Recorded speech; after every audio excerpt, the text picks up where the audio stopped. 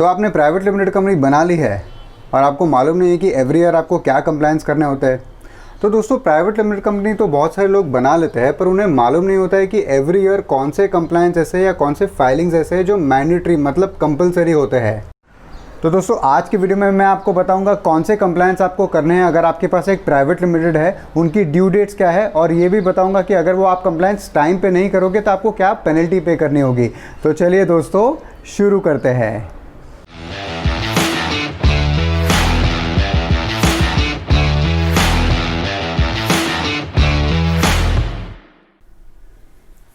तो दोस्तों, इस वीडियो में अपन डेट वाइज जाएंगे, मतलब मैं आपको डेट वाइज बताऊंगा कि फाइनेंशियल ईयर खत्म होने के बाद कौन सा कंप्लायंस पहले आता है और कौन सा कंप्लायंस उसके बाद में आता रहता है। तो दोस्तों, ये वीडियो आपको अच्छे से समझाने के लिए अपन ये अज्यूम करेंगे कि आपने ये साल में एक नई प्राइवेट लिमिटेड कंपनी बनाई है और उसकी डेट ऑफ इनकॉर्पोरेशन है ये। तो दोस्तों, पहला कंप्लायंस जो लिस्ट में आता है वो है DIR KYC और इसका ड्यू डेट है 30 अप्रैल 2021।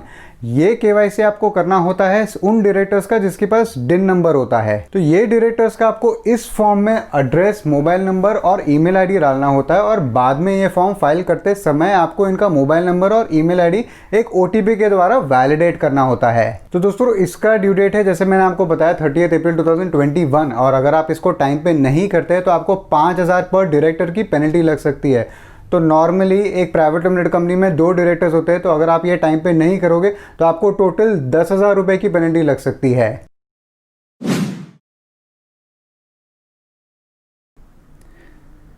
तो दोस्तों, अगला कंप्लायंस आपकी लिस्ट में आता है ऑडिट करवाना और ऑडिट का ड्यू डेट है 5 सितंबर 2021। आपको ये ऑडिट इरिस्पेक्टिव ऑफ टर्नओवर कराना है, मतलब आपके पास अगर 10,000 का भी टर्नओवर हो या आपने कोई टर्नओवर सेल किया नहीं हो तो भी आपको ये ऑडिट कराना कंपलसरी है। तो दोस्तों, आपको ये ऑडिट एक चार्टर्ड अकाउंटेंट से करवाना है और ये ऑडिट करने के बाद वो चार्टर्ड अकाउंटेंट आपके बैलेंस शीट पे साइन करता है और वो बैलेंस शीट साइन करने के अलावा आपको एक ऑडिटर्स रिपोर्ट देता है और वो ऑडिटर्स रिपोर्ट और बैलेंस शीट आप बाद में ROC के साथ फाइल करते हैं। तो दोस्तों, इस ऑडिट करवाने की पेनल्टी डायरेक्ट तो नहीं है, पर इसमें इनडायरेक्ट पेनल्टीज बहुत लगती है और ये पेनल्टीज 25,000 से 5 लाख रुपए की रेंज में आपको लग सकती है। तो दोस्तों, ऑडिट करवाना बहुत जरूरी है और ये कंप्लायंस करना भूलना मत।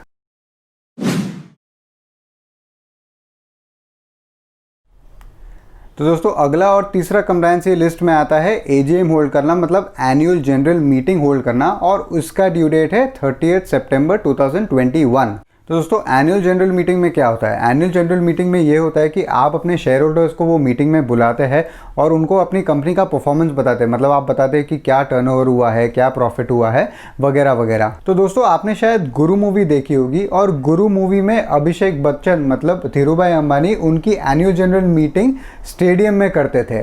तो आपको ये मीटिंग कोई स्टेडियम में करने की ज़रूरत नहीं है, आप ये मीटिंग अपने ऑफिस में भी कर सकते हैं। पर एक चीज़ मैं आपको बताना भूल गया, ये अगर आप मीटिंग नहीं करेंगे, मतलब AGM बराबर टाइम पे नहीं करेंगे तो आपको 1 लाख रुपए की पेनल्टी लग सकती है और जब तक आप AGM नहीं करते आपको 5,000 पर डे की पेनल्टी लगती रहेगी।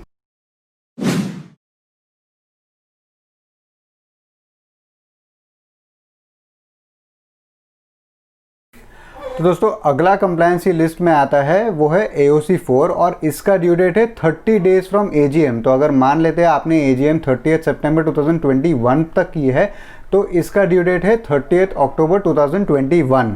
तो दोस्तों, AOC 4 में आपको आपकी बैलेंस शीट और प्रॉफिट एंड लॉस आइटम्स की डिटेल्स देनी होती है और आपको balance sheet, profit and loss, auditors report वगैरह वगैरह अटैच करके आपको ROC के साथ वो फॉर्म अपलोड करना होता है। दोस्तों, इसमें एक खास ध्यान रखना, आपकी जो AGM आपने जो डेट पे की है उससे आपको 30 डेज मिलते हैं ये फॉर्म फाइल करने के लिए। तो अगर आपने पहले AGM किए, मतलब मान लेते हैं आपने 1 अगस्त को AGM किए, तो आपको 30 डेज मिलेंगे, मतलब 31 अगस्त तक आपको ये फॉर्म फाइल करना पड़ेगा। तो आप जब भी AGM करेंगे उससे आप 30 डेज गिन लीजिए, वही आपके ये फॉर्म AOC 4 का ड्यू डेट होगा। पर कोई भी हिसाब से इसका ड्यू डेट 30 अक्टूबर 2021 के आगे नहीं जाएगा, क्योंकि आपको AGM 30 सितंबर तक ही करना है, उसके बाद में आप AGM नहीं कर सकते हो। तो दोस्तों, ये फॉर्म AOC 4 नहीं भरने की पेनल्टी है 100 रुपया पर डे और इसमें कोई अपर लिमिट नहीं है। मतलब अगर आप 3 साल तक ये फॉर्म फाइल करना भूल गए तो आपको 365 × 3 × 100 रुपीज़ की पेनल्टी लग सकती है, जो कि है 1,09,500 रुपये।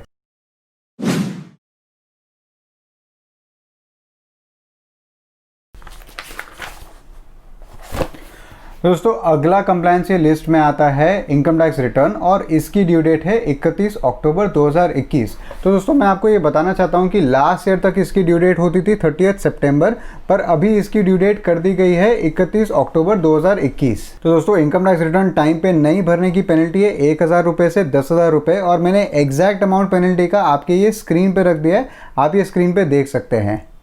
दोस्तों एक और बात ध्यान रहे, अगर आप इनकम टैक्स रिटर्न टाइम पे नहीं भरते हो तो आपको लॉस का भी कैरी फॉरवर्ड और सेट ऑफ का बेनिफिट नहीं मिलेगा। दोस्तों मैं आपको ये लॉस का एक एग्जांपल से समझाता हूँ। अगर आप एक बिज़नेस करते हैं और आपको फर्स्ट ईयर में 100 रुपये का लॉस होता है और आप इनकम टैक्स रिटर्न टाइम पे नहीं भरते हैं, और नेक्स्ट ईयर आप बिज़नेस करते हैं और आपको 200 रुपये का प्रॉफिट होता है, तो नेक्स्ट ईयर आपको पूरे 200 रुपये पे टैक्स देना है, क्योंकि आपने आपका इनकम टैक्स रिटर्न टाइम पे नहीं भरा था। आपने ये जो लास्ट ईयर 100 रुपये का लॉस किया था वो माइनस नहीं होगा और आपको पूरे 200 रुपये पे टैक्स देना होगा। पर अगर आप रिटर्न टाइम पे भरते थे तो आपको ये 100 रुपया माइनस होता था और आपको खाली 100 रुपये पे टैक्स देना होता, ना कि 200 रुपये पे। तो दोस्तों रिटर्न टाइम पे भरिए, नहीं तो ये बेनिफिट आपसे चला जाएगा।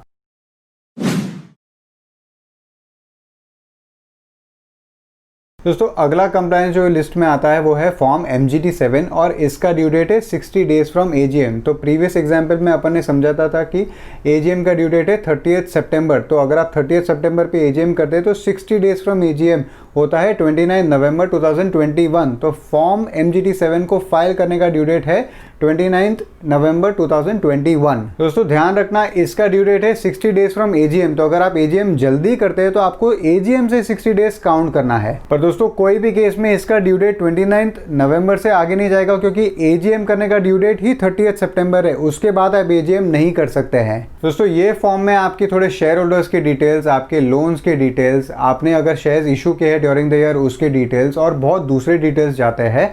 और ये फॉर्म को फाइल करने की पेनल्टी AOC 4 की तरह ही है और इसकी पेनल्टी है 100 रुपये पर डे, और इसमें भी कोई अपर लिमिट नहीं है। तो मेरा प्रीवियस एग्जाम्पल अगर याद होगा, अगर आप 3 साल तक फॉर्म नहीं फाइल करोगे तो 1,09,500 रुपये की पेनल्टी लग सकती है।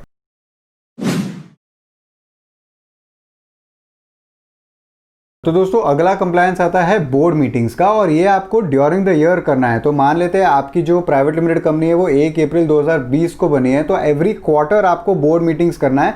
और ये बोर्ड मीटिंग्स डायरेक्टर्स की मीटिंग्स होती है। तो अप्रैल से जून में आपको एक मीटिंग करनी है, जुलाई से सितंबर आपको एक मीटिंग करनी है, अक्टूबर से दिसंबर के बीच में आपको एक मीटिंग करनी है, और जैन से मार्च के बीच में आपको एक मीटिंग करनी है। दोस्तों एक बात ध्यान रहे कि आपको ये बोर्ड मीटिंग्स क्वार्टरली करने हैं और 2 बोर्ड मीटिंग्स के बीच में 120 दिन से ज्यादा का गैप नहीं होना चाहिए। तो बोर्ड मीटिंग्स में डायरेक्टर्स मिलते हैं और कंपनी की प्रोग्रेस के बारे में डिस्कस करते हैं। वो डिस्कस करते हैं कि ये क्वार्टर कैसा परफॉर्मेंस था, प्रॉफिट हुआ, लॉस हुआ, आगे अपन कैसे बेटर कर सकते हैं, वगैरह वगैरह। और याद रखना ये आपको ड्यूरिंग द ईयर करनी है, ना कि 2021 में। तो मतलब 2021 में आपको एवरी क्वार्टर ये मीटिंग्स करनी है।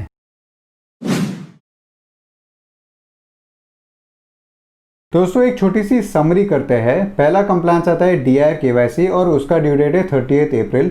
उसके बाद जो कंप्लायंस आता है वो है ऑडिट, उसका ड्यू डेट है 5 सितंबर।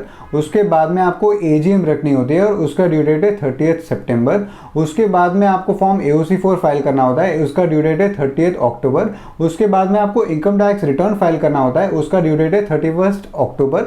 और उसके बाद में आपको MGT7 फाइल करना होता है, उसका ड्यू डेट है 29 नवंबर 2021। दोस्तों ये तो कंप्लायंस थे फाइनेंशियल ईयर खत्म होने के बाद, पर ड्यूरिंग द फाइनेंशियल ईयर आपको बोर्ड मीटिंग्स करने हैं और वो आपको एवरी क्वार्टर करने हैं। तो दोस्तों ये कंप्लायंस बिल्कुल चकदे के डायलॉग के जैसे, मतलब अगर आपने ट्रांजैक्शन किए हैं या नहीं किए है, आपने बैंक अकाउंट ओपन किया है या नहीं किया है, आपने टर्नओवर किया है कि नहीं किया है, ये कंप्लायंस करना जरूरी है। दोस्तों इसके अलावा भी थोड़े कंप्लायंसेस होते हैं, पर वो डिपेंड करते हैं आपके ट्रांजैक्शन के ऊपर। मतलब TDS रिटर्न्स आपको फाइल करना होता है। अगर आपने कोई ऐसी पेमेंट की हो जिसपे TDS डिडक्ट करना कंपलसरी है, आपको GST रिटर्न्स फाइल करना है, अगर आपके पास GST नंबर है, आपको टैक्स ऑडिट मतलब इनकम टैक्स में ऑडिट कराना है अगर आपका टर्नओवर 1 करोड़ से ज़्यादा है। पर ये कंप्लायंस ट्रांजैक्शन के ऊपर डिपेंड करते हैं। पर मैंने जो आपको पहले कंप्लायंसेस दिखाया है वो मैंडेटरी है, मतलब आपको कोई भी ट्रांजैक्शन हो या नहीं हो आपको वो कंप्लायंसेस करने हैं।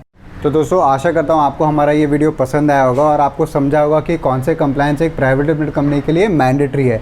अगर आपको हमारा ये वीडियो पसंद आए इसको एक लाइक कर दो। अगर आपको लगता है कि ये वीडियो दूसरों के काम आ सकता है इसको शेयर कर दीजिए और हमारे चैनल को सब्सक्राइब करना मत भूलना। अगली बार मिलेंगे। जय हिंद।